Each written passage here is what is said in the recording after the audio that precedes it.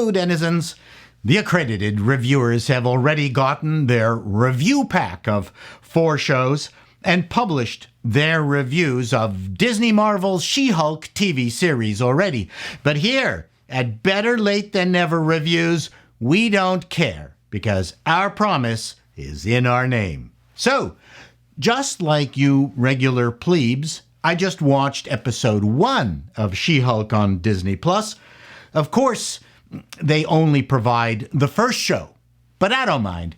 I'm a sitcom nerd, and this is, for all intents and purposes, a sitcom. So I'm in my element. Also, you know by now my reviews are not of the regular nature because I review them from the perspective of a former network executive. I offer insights no one else will give. Let me be straight up with you. Pilot episodes are bloody hard to do. Perhaps the hardest thing to execute.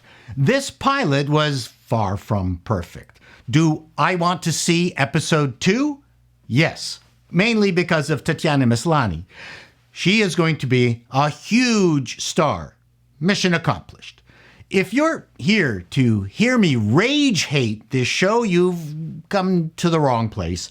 I've heard several of the usual suspects, and some of their criticisms are just plain wrong because they don't know the rules of sitcom. I will get to that later. But first, my thoughts about episode 1. The show started off with some very bad exposition. There was nothing clever about the dialogue that involved the misogynist dude lawyer who was so over the top it screamed, "All straight white men bad." If this really was supposed to be the superhero version of Ally McBeal, as the writers proclaimed, this guy would have been wonderfully slimy and unctuous. But no, he was a blunt instrument. After that, the She-Hulk origin stuff, it was clear that it was edited down to within an inch of its life. A lot more was shot, I'm certain. I can tell they truncated it to bare comprehensibility. There was the accident and maybe blood exchange, didn't quite see that. Hulk disappeared somewhere. Jennifer wakes up in forest, then ends up in washroom in a bar with a bunch of badly dressed women. Then she conks out and ends up at Bruce's Florida hideout. A complete mess. But even so, the producers did manage to squeeze in the mandatory gang of bad guys surrounding her doing their rapey vibe thing. They go after Jennifer, who, surprise, turns into She-Hulk, and she dispenses with them. Cue cheers from the women at She-Hulk watch parties drinking chocolate martinis. This is a staple of almost every martial arts movie and anime.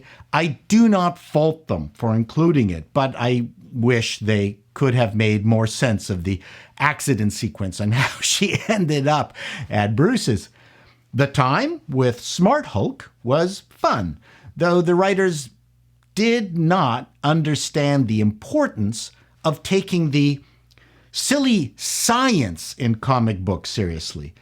As dumb as this shit is, it has to be treated tangibly. But instead it was a throwaway gag by these women writers who I don't think got it.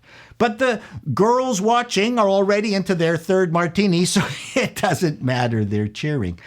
One thing I didn't understand was why they turned Jennifer into Karen Hulk for her time with Smart Hulk.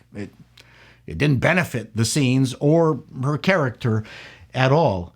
Jennifer running down the Hulk with a Jeep? Really? A personal pet peeve moment for me. The rest of the show was, back at court. It was fine. Cliffhanger? Fine. So here are my exec thoughts. This is not the usual comic book property. I read many tweets from women who loved this show and more than likely never read She-Hulk and more than likely never read a comic in their lives. The strategy behind this show was right, in my executive in charge of production opinion. Abandoning the existing fan base had no downside here. This is not Spider-Man or Iron Man. The original She-Hulk comics were actually quite good, but they still had that YouTube bikini haul quality, buff woman with large tits and tight outfits. We all know it was targeted at the greasy hand audience.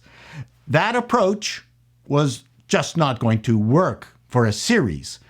Getting to the complaints about the She-Hulk exploring her powers arc or not exploring her arc, how come she can control her Hulk state and there was no character building? That's not what a sitcom is. Rule 1 of a sitcom: get to its natural environment as soon as possible. The bar in Cheers, Mary Tyler Moore's newsroom, the All in the Family living room, She-Hulk's legal offices, and maybe the courtroom. 2, sitcoms do not have character development. Sam always remains a womanizer. Les Nessman will always be paranoid. Seinfeld always fails with girlfriends. 3, sitcoms must always return to their equilibrium by the end of each episode. So it was important to get Jennifer to her sitcom state as quickly as possible, and that's what we saw. With that in mind, they somewhat succeeded, but I completely agree with you complainers out there that it meant a lot of good narrative had to be tossed. I plan on doing a whole show on the rules of classic sitcom. Tell me if you're interested. So that's it from me. From the perspective of a former network executive, it did its job. Is that damning with faint praise? Perhaps. But if it brings in the numbers, then they win, whether you fans out there like it or not. If Tatiana carries this show alone on her broad green shoulders, fine. Not the best pilot episode, but not the worst I've seen either. Till next time, thanks for watching Better Late Than Never Reviews. Be seeing you.